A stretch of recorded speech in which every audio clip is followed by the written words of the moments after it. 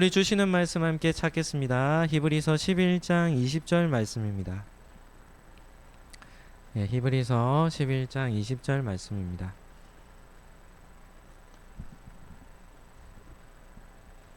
그리고 오늘 예배 우리 점심 식사 이후에 우리 오늘 트리를 이렇게 다시 정리하도록 하겠습니다. 우리 11장 20절 우리 한 절 말씀인데요. 같이 한 목소리로 읽도록 하겠습니다. 믿음으로 이삭은 장차 이스라엘에 대하여 야곱과 에서에게 축복하였으며. 아멘. 오늘은 히브리서 11장 20절 말씀을 가지고 믿음은 연약함을 극복합니다 라는 제목으로 말씀을 나누도록 하겠습니다. 올해도 우리 찬양 예배를 드릴 때 우리 히브리서 11장 말씀을 살펴보도록 하겠습니다. 한번 따라하겠습니다. 하나님은 평범한 사람도 사용하십니다. 첫 번째 생각해 볼 주제는 이삭의 순종입니다. 히브리서 11장에는 구약에 나오는 많은 믿음의 선조들이 등장하죠.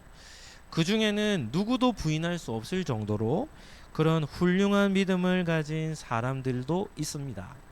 그러나 그에 비해서 이 사람도 믿음의 사람이 맞는가라는 생각이 들 정도로 두드러진 어떤 믿음의 이런 이 큰 믿음을 나타내 보이지 못한 사람들도 있습니다. 그 대표적인 인물이 바로 오늘 살펴보고자 하는 이삭이라는 인물입니다. 우리 성도님들은 이삭이라고 하면 어떤 것이 떠오릅니까? 이삭은 창세기에 보면 아브라함과 이삭과 야곱이라는 3대 족장들 중에서 가장 비중이 적은 인물이 이삭입니다. 그래서 이삭에 대한 기록도 짧을 뿐만 아니라 이삭의 삶에 대해서 부각되는 부분들도 그렇게 많지 않습니다. 그 중에 이삭의 삶에서 믿음의 한 가지 순종이라고 한다면 창세기 26장에 나오는 기근 때에 일어났던 한 사건입니다. 가나안 땅에 큰 기근이 드니까 이삭이 어떤 마음을 가졌겠습니까? 나일강 때문에 땅이 비옥했던 어디로 가고자 했을까요? 애굽이라는 이집트로 내려가고자 했죠. 그런데 이런 길을 누가 막으십니까? 하나님이 막으십니다. 가나안 땅에는 큰 기근이 들어서 먹고 살 길이 없죠. 또 이삭은 무엇을 주업으로 삼고 산 사람입니까? 목축업을 한 사람입니다. 그런데 기근이 들어 푸른 초목이 그 땅에 사라진다면 가축들을 먹일 수 없게 되는 것이죠. 그런데 그러한 위기 속에서 애굽으로 내려가려 했는데 하나님이 그 길을 막으시고는 그냥 가나안 땅, 그랄 땅에 머무르라 라는 그런 명령을 하시죠. 그러니까 생각으로 한다면 하나님의 명령은 너무나도 잔혹한 그런 명령이었습니다. 그러나 이삭은 이러한 하나님의 명령을 정확하게 순종하죠. 그런데 성경에 보면 어떻게 이삭이 이렇게 하나님의 명령에 순종할 수 있었을까? 하나님이 이삭에게 그 땅에 머물라라고 하시며 한 가지 더 추가해서 하시는 말씀이 뭔가 하면 내가 너와 너의 아버지 아브라함과 맺었던 언약을 너와 맺을 것이다 라는 언약의 계승을 해줄 것이라는 그런 약속을 하나님이 하시죠. 그래서 이삭의 순종은 단순히 가나안 땅에 머무르는 것으로 끝난 것이 아니라 언약의 계승자에게 요구되는 그 믿음에 대한 순종이었는데요. 그 순종을 이삭이 한 것입니다. 그래서 하나님은 언약을 붙드는 순종, 그 순종을 한 이삭을 매우 기뻐하시죠. 하나님이 얼마나 기뻐하셨는가를 보여주는 그 증거가 무엇입니까? 이삭은 목축업을 한 사람이죠. 이 말은 무슨 말인가 하면 떠돌이 나그네 삶을 사는 겁니다. 어느 한 지역에 정착해서 사는 것이 아니라 풀이 있는 곳으로 가축들을 이끌며 이렇게 나그네와 같이 삶을 사는데요. 그랄 땅에 머물러 있을 때, 하나님의 명령에 순종하여 있을 때 하나님이 그 큰 가뭄 속에 이삭에게 무엇을 말씀하시는가 하면 농사를 지으라고 말하는 겁니다. 그러니까 목축업을 주업으로 하는 사람이 농사를 짓는데 큰 기근의 때에 씨를 뿌리라는 것은 어떤 겁니까? 쉬운 일이 아니었겠죠. 어느 하나도 이해할 수 없는 그런 명령이었음에도 이 이삭이 그랄 땅에서 씨를 뿌립니다. 그랬더니 어떤 결과가 맺습니까? 그 땅의 농작물을 성경은 몇 배나 거두었다죠? 100배나 거두었다는 겁니다. 언약에 순종한 이삭을 하나님이 얼마나 기뻐하셨는가 하면 이삭이 평생에 단 한 번도 경험해 보지 못했던 농사를 지어 100배의 수확을 거둘 만큼 엄청나게 기뻐하시며 이삭을 축복하셨다는 것을 우리는 볼 수 있죠. 우리 하나님은 때때로 이해할 수 없는 명령을 하실 때가 있습니다. 뭐 생각을 해봐도 답이 없죠. 이해도 안 되고 예측도 안 되고 계산도 안 되고 그냥 꽉 막혀 있는, 아무리 생각해도 답이 아닌 것처럼 느껴질 때가 있습니다.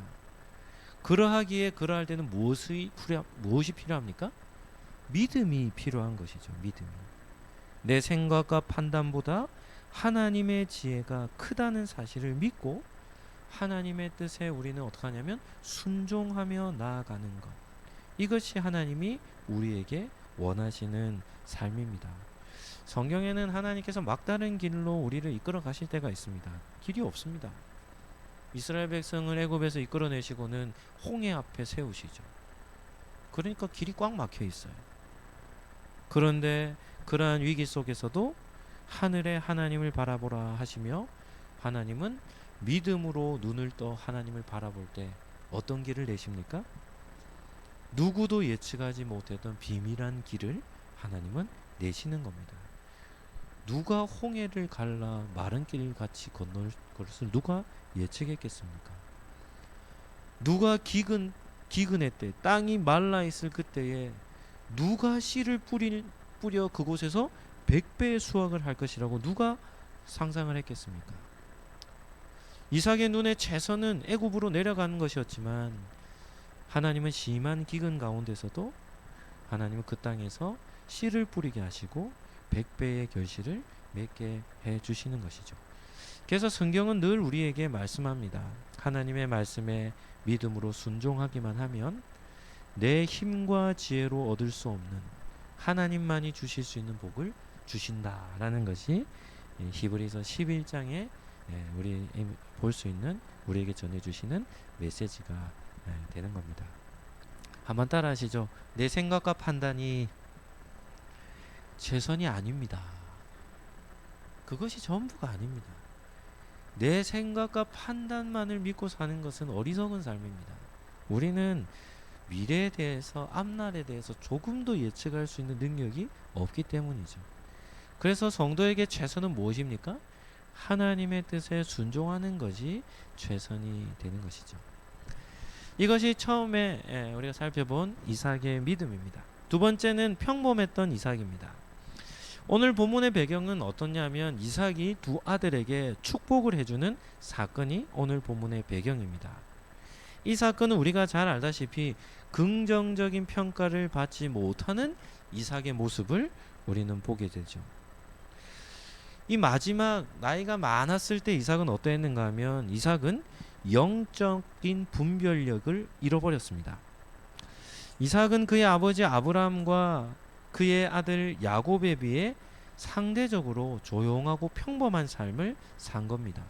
그리고 이 이삭의 노년에는 누구와 비교가 되냐면 아브라함과 비교가 됩니다. 아브라함은 노년에 그의 믿음이 어땠습니까? 아브라함의 믿음은 계속 상승 그래프를 그리죠. 그래서 이삭이 태어났을 때보다 이삭이 자라는 가운데 아브라함의 믿음은 어땠습니까? 더 절정에 이르렀죠. 이삭이 한 청소년 시기 돼서 이삭을 번제로 바치라라는 하나님의 명령에 아브라함은 원망과 불평이 조금도 없이 온전히 하나님 앞에 순종한 겁니다. 이것이 바로 아브라함의 최절정의 믿음이죠. 이것이 아브라함의 노년의 삶이었습니다. 그런데 그에 비해서 이삭은 어떤가 하면 창세기 17장 1절에 보면 이삭이 눈이 어두웠다 이렇게 기록하죠. 시력을 완전히 상실한 겁니다. 몸의 육체의 시력만 상실한 것이 아니라 영적인 분별력도 상실했음을 뜻합니다. 그러니까 성경에서 눈이 어두웠다라고 기록이 되면 이 사람의 영적 상태가 어떠하다는 것을 알려주는 겁니까? 좋지 못하다는 것을 알려주죠. 야곱과 에서가 출생할 때 하나님은 이 두 아들에게 대한 미리 예언의 말씀을 주시죠. 예. 그래서 하나님의 뜻은 에서가 아닌 야곱에게 있음을 말씀하셨는데 이삭은 그 노년의 때에 그 하나님이 주셨던 그 말씀을 잊어버리고 있었던 겁니다. 그래서 이삭은 야곱이 아닌 에서를 축복하고자 했죠. 이것은 하나님의 뜻을 거스르는 것이었고 하나님의 구원의 역사에 큰 장애물이 되는 것이었습니다. 두 번째는 이삭의 가정은 깨어져 있었습니다. 이삭은 이 가장으로서도 역할을 잘 못했습니다. 이삭과 리브가의 관계는 원만하지 않았죠. 이삭은 이삭대로, 리브가는 리브가대로 소통이 단절되어 있습니다.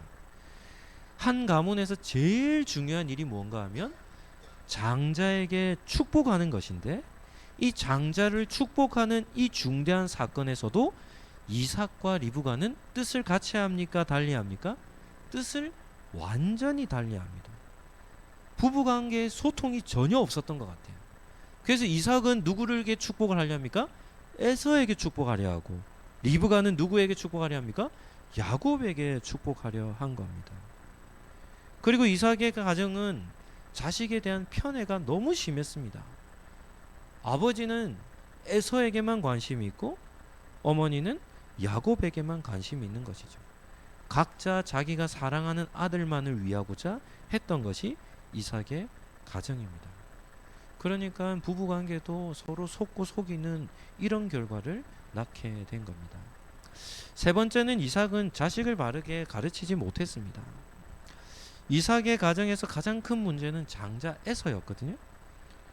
이 에서는 어떤 사람입니까? 에서는 에너지가 넘치는 사람, 남성미가 넘치죠. 그래서 에서는 어떻게 하냐면 그 큰 많은 에너지를 밖에 나가서 동물을 사냥하는 것으로 해소하며 살았던 사냥꾼입니다. 맨몸으로 뛰어나가 가지고 동물 잡기가 쉽습니까? 어렵습니까? 뭐 사슴 한 마리를 잡는데 해보시죠. 사슴의 속도를 사람이 따라갈 수 있습니까? 없습니까? 따라갈 수 없습니다. 그러니까 사냥꾼이라고 한다면 그 고대의 사냥꾼이 한다면 에너지가 넘치는 사람이죠. 그런데 이 에서의 문제는 무엇인가 하면 이 결혼의 문제입니다. 에서가 부모님과 한마디도 상의하지 않고 자신의 배우자를 선택했는데 그 배우자로 선택한 사람이 가나안 땅에 사는 헷 족속의 여자들이었습니다. 창세기 26장 34절과 35절입니다. 우리 본문 한번 띄워주시고 같이 한번 읽어보겠습니다. 읽겠습니다. 에서가 40세에 헷 족속 부에리의 딸 유딕과 헷 족속 엘론의 딸 바스맛을 아내로 맞이하였더니 그들이 이삭과 리브가의 마음에 근심이 되었더라. 여기서 우리가 무엇을 깨달을 수 있냐면 이삭은 가장이었고 장자 에서를 사랑했음에도 불구하고 아들의 삶에 영향력이 없었음을 보게 되죠. 마치 사무엘상에 나오는 대제사장 엘리와도 같습니다. 엘리 역시도 두 아들을 통제 못하는 아버지였거든요.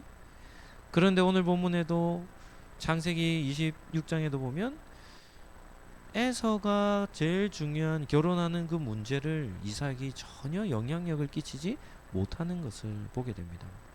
창세기에서 제일 중요한 주제 중에 하나가 뭔가 하면 믿음의 선조들의 이 결혼입니다.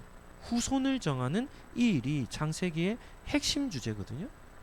그래서 아브라함은 자신의 아들 이삭의 결혼을 어떻게 합니까? 아브라함이 적극적으로 나서죠. 그리고 자신이 가장 신뢰했던 종에게 뭐라고 명령합니까? 가나안 땅에 있는 여인이 아니라 누구를 데려오랍니까? 자기의 친족 중에서 이삭의 아내를 데려오라고 할 정도로 아브라함은 자신의 이 골반에 종의 손을 넣어서 그렇게까지 맹세를 받으며 친족 중에서 결혼할 아내를 데려오라고 그렇게 명령했는데 이삭은 에서의 결혼의 문제에 대해서 너무 쉽게 생각했던 것 같습니다. 그리고 아들의 영향력 안에 자신의 영향력 아래 에서를 두지 않은 것이죠. 그래서 에서가 가나안 땅에 있는 헷 족속 여인 두 사람과 결혼을 하게 됐는데 이것이 그의 부모에게 근심이 된 겁니다. 이러한 모습들을 보면 이삭은 어떤 사람인가 하면 너무나도 평범해 보입니다. 위대한 믿음의 사람이라 이렇게 평가하기는 좀 부족해 보이기도 합니다. 그런데 중요한 것은 이겁니다. 하나님은 이처럼 평범해 보이는 이삭도 어떻게 하시냐면 사용하셔서 하나님의 구원의 역사를 이어가셨다라는 겁니다. 세 번째는 믿음은 연약함을 극복한다라는 주제로 한번 살펴보겠습니다. 첫 번째는 이삭이 축복하고자 했던 아들은 누구였는가 하는 겁니다. 이삭은 누구를 축복하고자 했죠? 에서를 축복하고자 했습니다. 에서는 육신의 장자죠. 이러한 이삭의 결정은 하나님의 뜻에 전면적인 도전이라고 했습니다. 하나님은 리브가가 출생할 때 쌍둥이를 낳게 될 것이다 라고 말하며 장자가 누가 될지를 이미 말씀해 주셨습니다. 창세기 25장 23절입니다. 우리 이 본문도 같이 한번 읽어보시죠. 같이 읽겠습니다. 여호와께서 그에게 이르시되 두 국민이 내 태중에 있구나. 두 민족이 내 복중에서부터 나누이리라. 이 족속이 저 족속보다 강하겠고 큰 자가 어린 자를 섬기리라 하셨더라. 아멘. 믿음의 조상들의 계보에서 제일 중요한 것이 누가 장자가 되느냐 하는 문제입니다. 그런데 하나님은 쌍둥이를 주죠. 만약에 형제라고 해서 큰 아들과 둘째로 주셨다면 장자권에 대해서 고민거리가 없었겠죠. 그런데 쌍둥이를 주시니까 부모 입장에서 고민거리가 될 수 있지도 않았겠습니까? 그런데 하나님은 뱃속에 있을 때부터 하나님이 장자를 누구로 택하신 겁니까? 작은 자라고 하는 야곱을 택하셨던 것이죠. 그런데 이삭은 이러한 큰 실수를 하나님 앞에서 행할 뻔했던 것입니다. 그럼에도 이삭의 실수가 있을 수도 있었지만 하나님은 그 실수까지도 하나님은 선한 길로 인도하셔서 하나님의 뜻을 이루어 주셨음을 우리는 볼 수 있죠. 두 번째, 언약의 길을 걷게 하시는 하나님의 섭리입니다. 27장 1절에 보시면 이삭이 나이 많아 눈이 어두워 잘 보지 못하더라 이렇게 나옵니다. 이런 질문 한번 해보죠. 만약에 이삭이 노년 때에 시력을 상실하지 않았다면 어떤 일이 일어났을까요? 어떤 일이 일어났을까요? 얼마나 이삭이 눈이 어두웠냐면 바로 앞에 자신의 아들을 두고도 알아봅니까? 못 알아봅니까? 못 알아봐요. 무슨 말인가 하면 완전 맹인과 같이 시력을 완전히 상실했습니다. 그런데 만약에 이삭이 어렴풋이라도 시력이 살아있어서 사람을 분별할 수 있었다라고 한다면 어떤 일이 나냐면 야곱이 축복을 받을 수 있었겠습니까? 없었겠습니까? 없었습니다. 없었죠.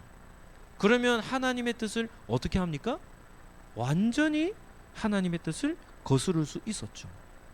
이런 것이 하나님의 놀라운 섭리입니다. 하나님은 이삭이 완전히 실명되어져 있는 그 상황을 통해서 하나님은 무엇을 이루어 가시냐면 당신의 뜻을 이루어 가신다는 것이죠. 그래서 이러한 본문에 있어서 여러 목사님들은 이렇게 설명합니다. 팀 켈러라고 하는 목사님은 이렇게 기록합니다.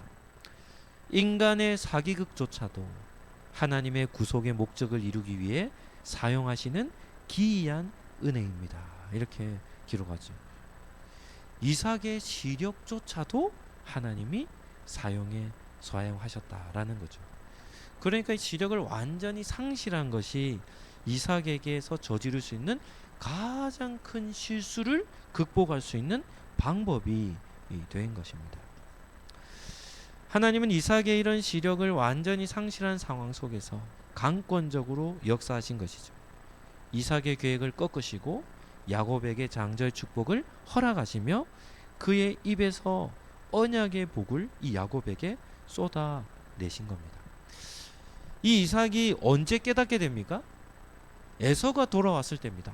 에서가 돌아와서 아버지가 정말 좋아하시는 음식을 제가 만들어 왔습니다.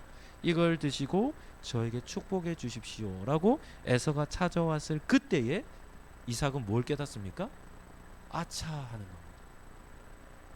그래서 그 상황을 이삭이 어떻게 반응하는가? 창세기 27장 33절입니다. 우리 본문을 띄워주시고 같이 한번 보시죠. 이삭이 심히 크게 떨며 이르되 그러면 사냥한 고기를 내게 가져온 자가 누구냐? 내가 오기 전에 내가 다 먹고 그를 위하여 축복하였은즉 그가 반드시 복을 받을 것이니라. 이삭이 왜 이렇게 심하게 떨며 놀랐겠습니까? 지금 자신이 베푼 축복은 그냥 아버지의 소원이 담겨 있는 복이 아니에요. 지금 이삭이 축복한 그 축복은 어떤 축복입니까? 하나님의 언약에 근거한 축복입니다. 그런데 그 축복을 기뻐하며 온 마음을 다해 야곱에게 축복을 했는데 자신은 에서인 줄 알고 축복했던 그 축복이 야곱에게로 간 겁니다. 그러면 에서가 찾아와서 그 사실을 깨달았다면 우리 성도님들은 어떻게 반응하시겠습니까? 어떻게 반응하겠습니까? 상식적으로라고 한다면 어떻게 할까요? 야곱을 어떻게 하라고요? 불러오라고. 그리고 내가 너에게 했던 그 축복 그 전부는 다 어떻다고요? 취소라고. 무효라고. 그러면서 오히려 야곱을 불러놓고 뭘 해야 되겠습니까? 저주를. 어디 아버지를 속이냐며 뭐 저주를 퍼부어야 되지 않겠습니까? 그런데 이삭은 그렇게 반응 안 합니다.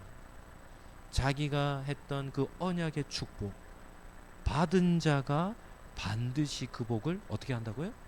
누릴 것이다. 이런 이삭의 반응은 무엇을 보여주는 걸까요?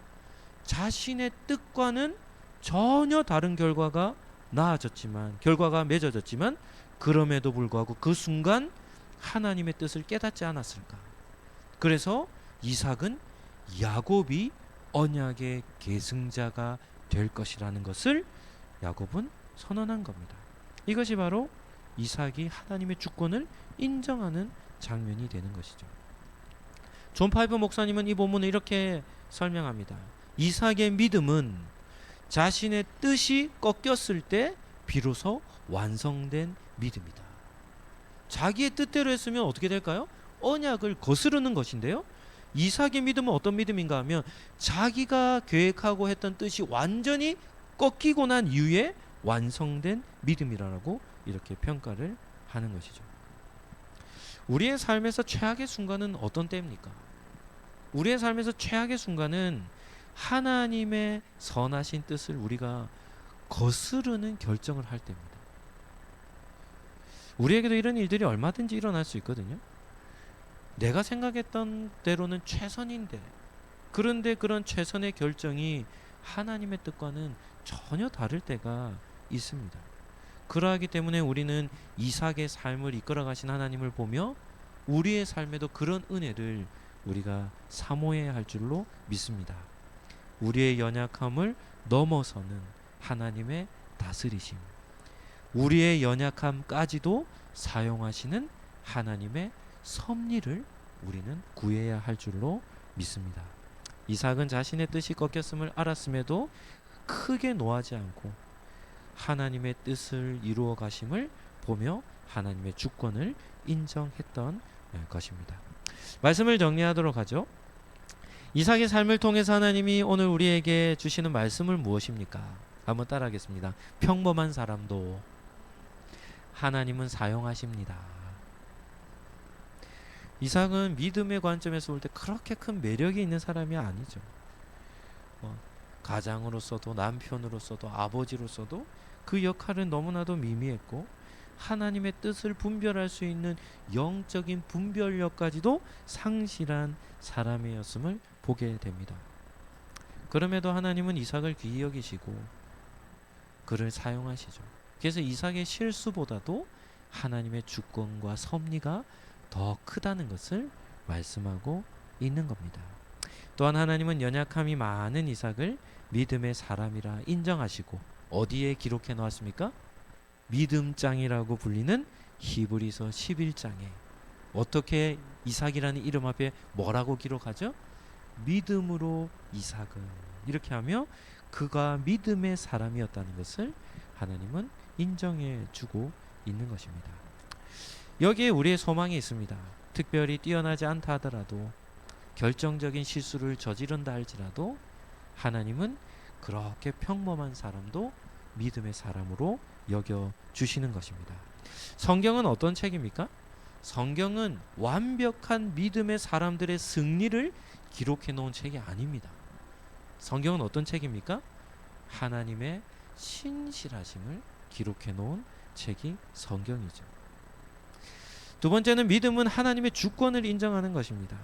내 뜻이 꺾였다고 해서 화를 낸다든지 노를 바란다든지 이렇게 반응하는 것이 아니라, 내 뜻이 꺾였다 할지라도 하나님이 행하신 일이라고 한다면 우리는 하나님의 주권을 그대로 인정하는 것이 우리의 믿음이 되어야 하는 겁니다. 우리도 눈을 뜨고 있지만 우리도 미래를 알지 못하죠. 우리의 영적인 분별력도 때때로 어두워질 때가 많습니다.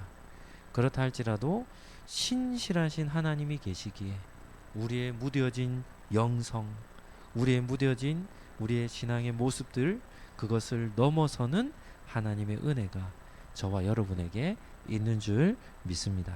오늘 예배를 드리는 우리 상록교회 성도님들도 신실하신 하나님의 그런 은혜를 신뢰하시고 평범한 우리의 삶도 하나님 앞에 귀하게 사용해 주시기를 기도하시는 그런 우리 성도님들 되시기를 예수님 이름으로 축복합니다.